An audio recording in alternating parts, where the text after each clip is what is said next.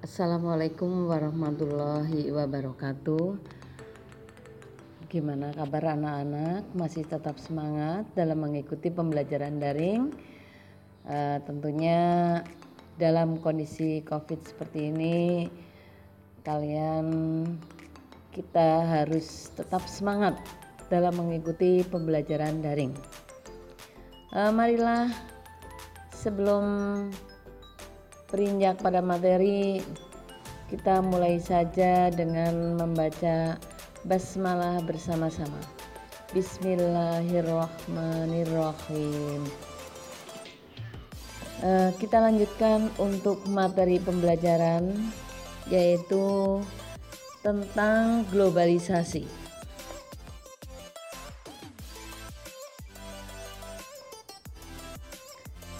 Marilah anak-anak kita membahas tentang globalisasi. Nah, apa itu pengertian globalisasi? Yang pertama yaitu tentang pengertian globalisasi. Globalisasi berasal dari istilah globe yang berarti bumi dan ization yang berarti proses. Globalisasi berarti proses mendunia. Menurut Sero Sumarjan, globalisasi adalah proses terbentuknya sistem organisasi dan komunikasi antar masyarakat di dunia untuk memenuhi kebutuhan hidup. Globalisasi merupakan proses perubahan mendunia tanpa mengenal batas wilayah.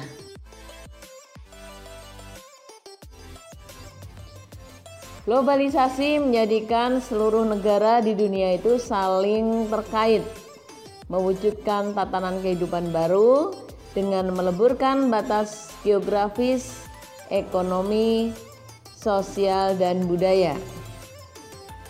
Nah, kemudian kita menginjak pada ciri-ciri globalisasi.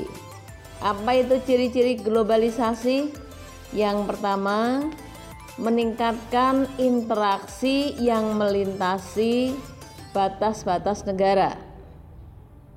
Kemudian yang kedua, komunikasi, tenaga kerja, dan modal makin tidak terikat dalam satu wilayah. Yang ketiga, meningkatnya kepedulian terhadap permasalahan global. Dan yang keempat, industrialisasi berkembang dengan pesat. Itu merupakan ciri-ciri globalisasi. Kemudian yang kedua,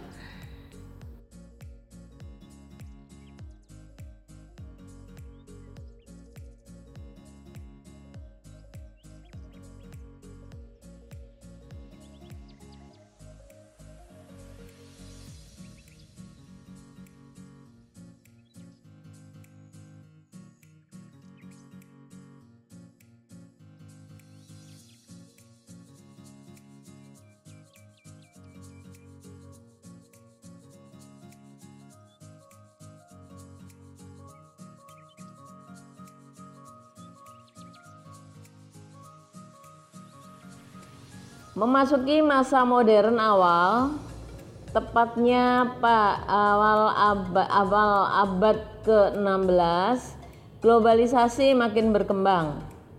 Nah, masa pra-industri hingga terjadi revolusi industri mendorong kegiatan perdagangan bangsa-bangsa Eropa seperti Spanyol, Portugis, Inggris, dan Belanda mengalami kemajuan pesat. Pada masa itu muncul kapitalisme. Paham ini turut mempengaruhi penjelajahan samudra untuk mencari tanah jajahan dan daerah pemasaran hasil industri. Jadi pada masa pra-industri hingga terjadinya revolusi industri. Revolusi industri itu perubahan dari tenaga manusia menjadi tenaga mesin. Itu namanya revolusi industri. Nah, untuk bangsa-bangsa Eropa pada saat itu kekurangan bahan mentahnya Nah, karena kekurangan bahan mentah, mereka melakukan penjelajahan untuk mencari bahan mentah atau mencari tanah jajahan dan daerah pemasaran hasil industri. Kemudian pada abad ke-20, globalisasi tidak hanya terbatas atau sebatas pada bidang ekonomi. Nah, pada masa ini pengaruh budaya turut diperhitungkan. Perkembangan globalisasi dalam bidang budaya dipengaruhi oleh berkembangnya teknologi komunikasi.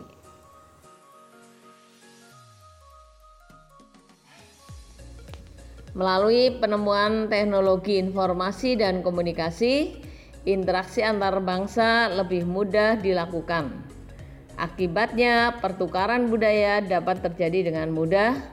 Pertukaran budaya ini tampak dalam perkembangan budaya populer seperti model pakaian, kemudian makanan, gaya hidup, tren. Itu banyak dilakukan oleh masyarakat kita. Contoh adalah gaya makan. Sekarang makanan dari Jepang ada di Indonesia. Nah, itu termasuk perkembangan budaya.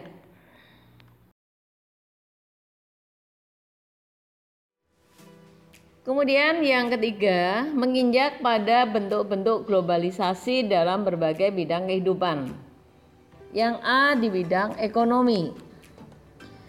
Globalisasi dalam bidang ekonomi tidak dapat dipisahkan dari kegiatan perdagangan bebas atau free trade. Perdagangan bebas merupakan perdagangan yang makin luas tanpa terbatas kawasan. Nah, kondisi ini ditandai dengan aktivitas ekonomi dan perdagangan secara global.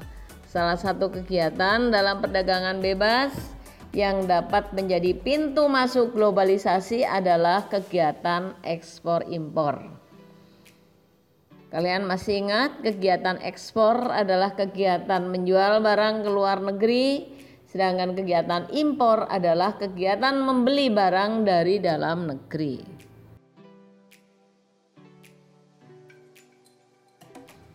Kegiatan ekspor impor dalam perdagangan bebas menyebabkan investasi asing masuk ke Indonesia.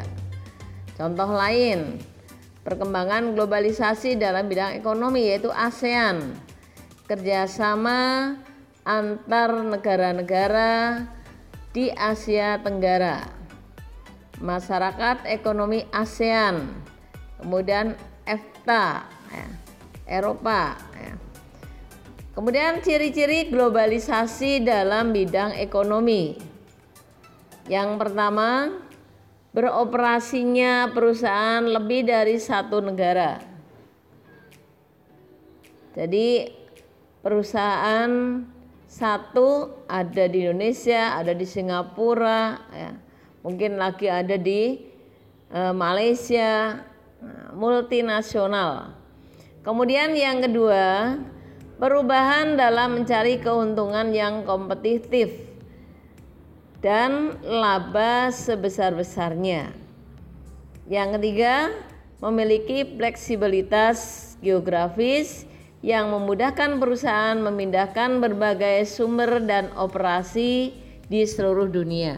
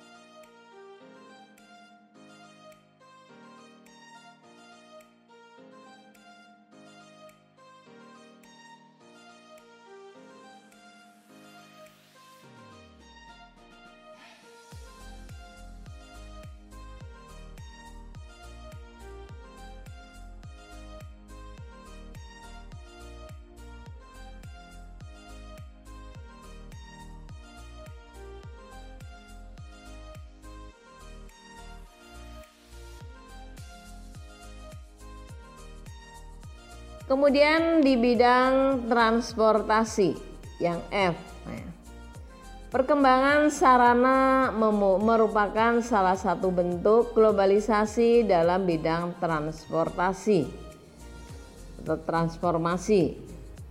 Moda transformasi dibagi menjadi 3, yaitu darat, laut, dan udara.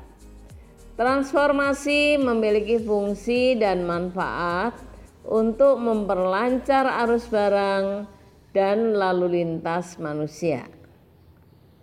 Itu fungsi dari transformasi. Jadi memanfaatkan untuk memperlancar arus barang dan lalu lintas manusia. Kemudian globalisasi juga mempunyai dampak.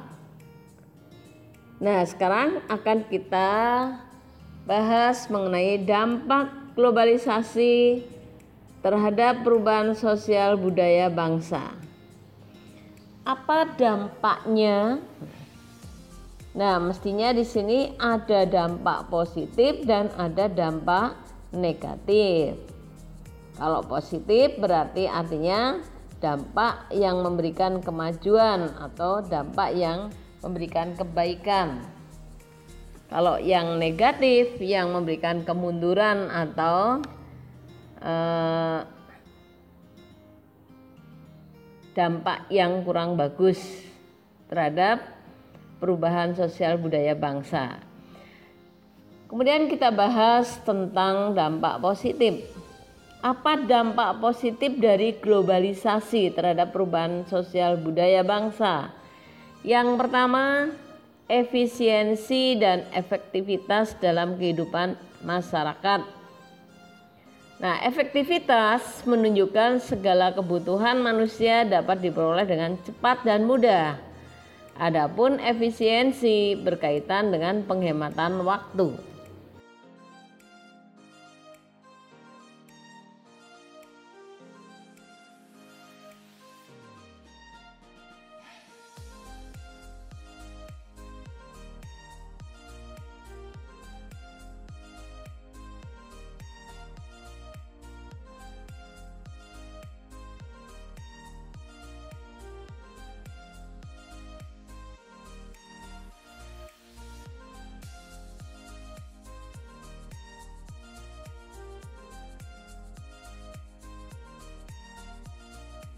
Nah, itu merupakan dampak positif globalisasi.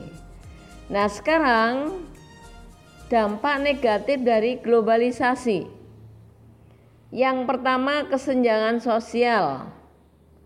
Nah, kesenjangan sosial itu perbedaan yang tajam antara satu kelompok dan yang antara satu kelompok yang satu dengan kelompok yang lain. Kemudian yang kedua, westernisasi. Westernisasi itu proses meniru budaya barat yang dianggap lebih baik dari budaya sendiri. Itu namanya westernisasi. Kemudian yang ketiga, demoralisasi. Demoralisasi adalah menurunnya akhlak atau perilaku masyarakat. Kemudian yang keempat, kerusakan lingkungan, baik itu pencemaran udara, pencemaran suara, pencemaran air, dan pencemaran tanah. Nah, bagaimana kita menjaga kelestarian lingkungan? Yang pertama, yaitu cara-cara menjaga kelestarian lingkungan. Yang pertama adalah menghemat penggunaan sumber daya alam. Yang kedua, menjaga kelestarian alam. Yang ketiga, menggunakan kendaraan atau transportasi umum atau kendaraan ramah lingkungan. Nah, meminimalisasi penggunaan plastik, tisu, pampers, styrofoam, dan kertas. Kemudian yang berikutnya, yang kelima, yaitu memisahkan sampah organik dan anorganik. Yang keenam, mendaur ulang sampah menjadi barang tepat guna. Kemudian yang kelima, yaitu dampak negatif yang kelima adalah kenakalan remaja. Kenakalan remaja dapat berupa vandalisme. Vandalisme itu perbuatan merusak dan menghancurkan hasil karya seni. Kemudian tawuran. Kemudian yang ketiga yaitu perundungan. Jadi perilaku tidak menyenangkan baik secara verbal, fisik ataupun sosial di dunia nyata maupun dunia maya. Kemudian pelanggaran asusila, dan yang kelima yaitu penggunaan obat-obatan terlarang. Nah, kenakalan disebabkan demonstration effect, yaitu pola hidup yang tidak memperhatikan penampilan yang tidak sesuai keadaan sebenarnya. Kenakalan remaja disebabkan faktor-faktor sebagai berikut. Yang pertama, berkembangnya emosional yang masih labil. Yang kedua, lingkungan keluarga yang tidak harmonis. Yang ketiga, proses sosialisasi yang tidak sempurna. Kemudian yang keenam, dampak negatif yang keenam adalah ketimpangan kebudayaan. Contoh, perkembangan internet tidak diimbangi dengan perkembangan moral masyarakat dalam menggunakan internet secara baik dan benar. Dampak yang ketujuh yaitu kriminalitas. Segala bentuk tindakan yang melanggar norma hukum. Faktor-faktor penyebab kriminalitas antara lain, yang pertama pertentangan dan persaingan. Yang kedua, perbedaan ideologi politik. Yang ketiga, kepadatan dan komposisi penduduk. Yang keempat, perbedaan kekayaan atau pendapatan. Yang kelima, mentalitas yang labil. Kemudian yang kedelapan yaitu goncangan kebudayaan. Kondisi masyarakat yang merasa kebingungan terhadap kebudayaannya sendiri. Contoh, perubahan sosial yang disebabkan karena bencana alam.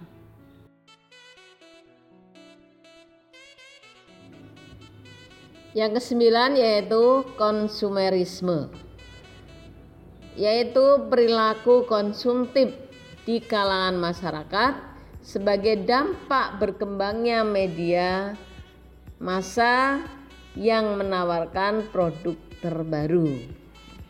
Kalian bisa melihat iklan di HP atau di YouTube, kemudian tertarik membeli. Nah, itu juga termasuk perilaku konsumtif. Kemudian yang terakhir, individualisme, yaitu paham yang menganggap kepentingan pribadi lebih penting daripada kebersamaan.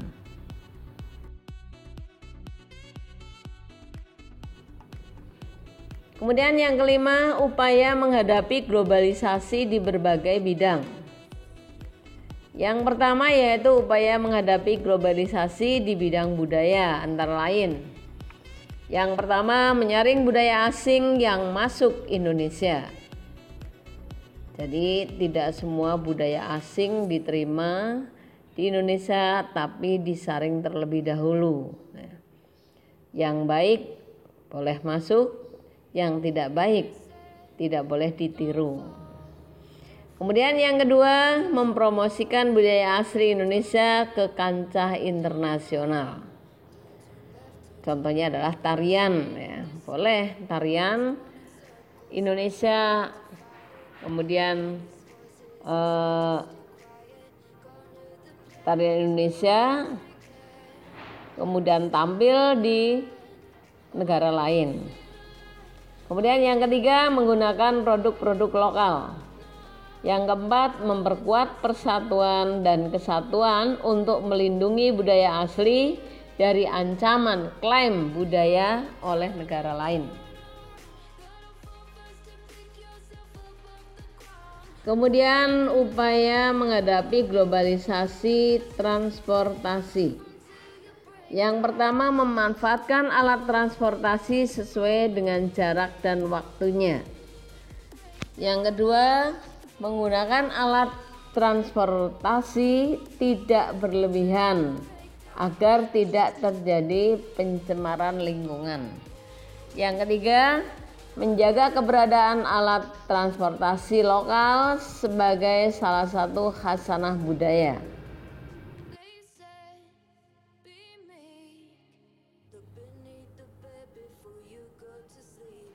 Kemudian upaya menghadapi globalisasi di bidang ekonomi.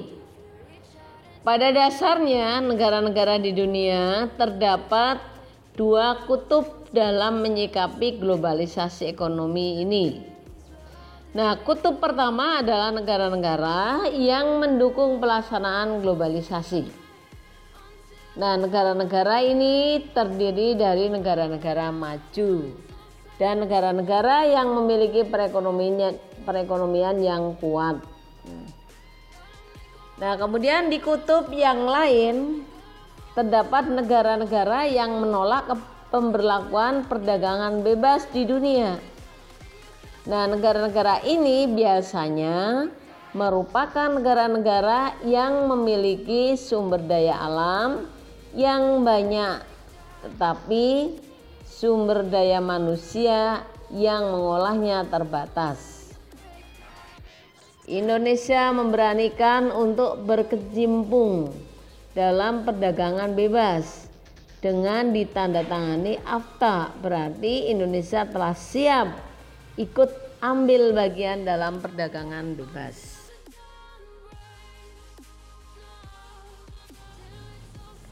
Nah, beberapa upaya yang harus dilakukan dalam menghadapi globalisasi dalam bidang ekonomi adalah: 1. Menyiapkan SDM yang kompeten, kompetitif, dan memiliki kemampuan yang baik dalam menghadapi kompetisi globalisasi. Kemudian yang kedua, melaksanakan standarisasi dan sertifikasi bagi perusahaan dan lembaga pemerintah untuk citra, kesungguhan, dan kualitas produk. Kemudian yang ketiga, menghilangkan praktek-praktek korupsi, kolusi, nepotisme, dan manipulasi. Yang keempat, mendorong pengusaha-pengusaha lokal, khususnya pengusaha kecil dan menengah, untuk berkompetisi secara sehat. Yang kelima, mendorong munculnya produk-produk kreatif dan inovatif dari masyarakat Indonesia.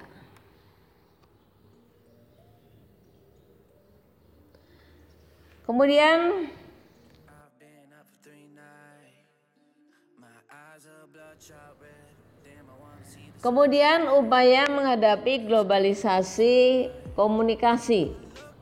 Yang pertama, memilih dan memanfaatkan alat komunikasi secara tepat dan sebaik-baiknya sesuai dengan fungsi dan kebutuhan. Yang kedua, memanfaatkan alat komunikasi demi kemajuan masa depan dan tidak menyalahgunakannya. Yang ketiga, memilih informasi dengan tepat dan bijaksana agar tidak mudah terpengaruh dan terhasut oleh informasi yang salah.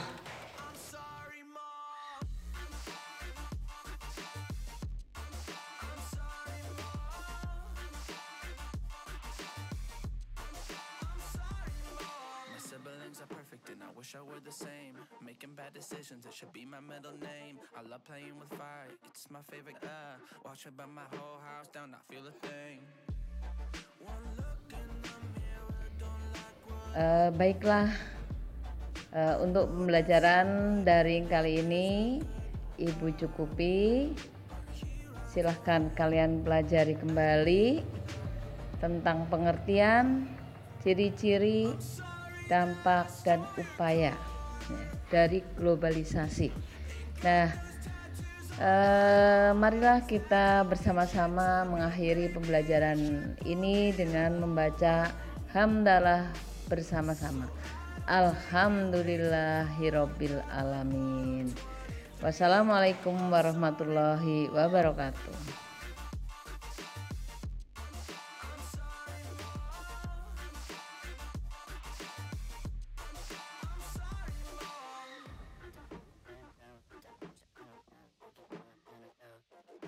This is what happens when I'm out of my medicine. There's collateral damage, I gotta go. I'm sorry that I stole